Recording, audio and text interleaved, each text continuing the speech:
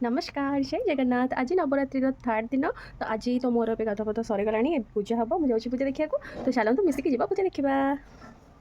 आज थिला माँकर तृतीय दिन और तृतीय दिन में माँकर रूप थाए चंद्रघंटा रूप जो थी कि सी 10 भुजा सहित अनेक अस्त्रशस्त्र धरी था।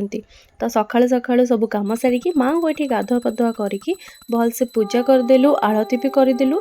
आरती कर सारापर जमती मु सब भोग खाई सारिकी तापर देन जाए गाजर बीट और अँलार जूस पे मुझे पीदेली और मामा तो से फल खाई ही रही जाइथिला।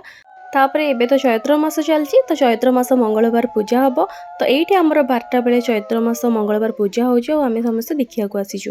तापर आम जा माँ को मुंडिया मारिकी मामार मोर टे तरभुज खाई खाई सारिकी टे रेस्ट नाला संध्या आलती टाइम हो जाता तो आम ये आसिक संध्या आलती करदेलु माँ को पाखे भोग लगेदेलु आम दिज मिसिक टे भोग भी पाइदेलु।